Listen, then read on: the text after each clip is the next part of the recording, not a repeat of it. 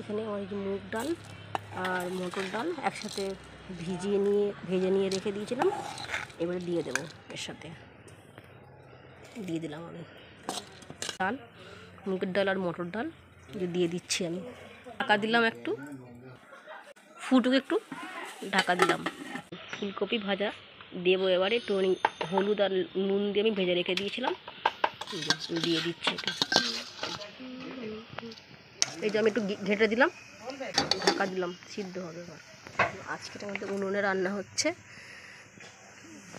এটা আমি একটু ফোড়ন দিচ্ছি, এটা আর কি খিচুড়িতে দেওয়ার জন্য করছি আমি। হ্যাঁ, এই যে শুকনো লঙ্কা আর তেজপাতা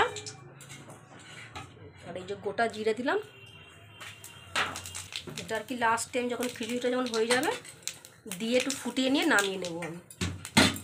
তোমরা সকলে কেমন করে করো বাড়িতে মানে খিচুড়ি, আমাকে একটু কমেন্ট করে জানিও, কারণ শেখার তো কোনো বয়স হয় না, আমিও তাহলে শিখবো।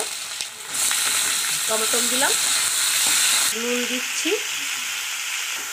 এবারে কী করবো, এটা আমি একটু আর কি ঢাকা দিয়ে দেবো, কারণ তাহলে টমেটো একটু একটা নরম মতন হয়ে যাবে। ঢাকা দিয়ে দেবো, তার আগে শুধু দিচ্ছি, কড়াইশুঁটি দিচ্ছি, দিয়ে দিলাম, ঢাকা দিয়ে দিলাম।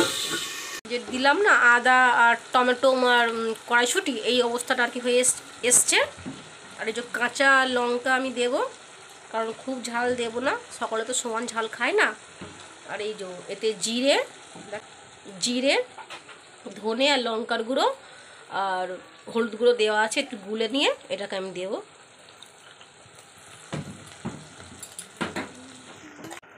দিলাম আমি, আসলে নুন দিয়েছিলাম তো, নুন দিলে কি হয় খুব তাড়াতাড়ি এটা একদম গলে যায় আর কি। এটা কিন্তু খুব সুন্দর আর কি টিপস।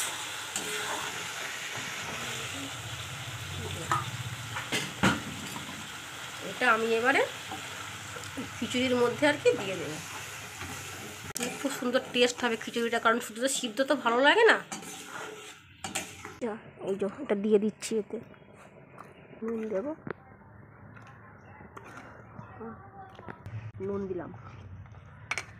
এই যে ঘাঁটতে হবে একটু, কারণ ডাল দেওয়ার পরে তো ঘাঁটতে হয় না খিচুড়িটা, না হলে তো ডালটা বসে যায় ভেতরে তলাতে। যে উনুনে না খিচুড়িগুলো খুব সুন্দর টেস্ট হয়। আমরা তো উনুনে রান্না খাওয়া অতটা হয় না, কিন্তু আজ একটু সময় পেলাম, ওই জন্য একটু খিচুড়িটা উনুনেতে করলাম। এই যে আমাদের খিচুড়ি, এই যে আলু, এই যে ফুলকপি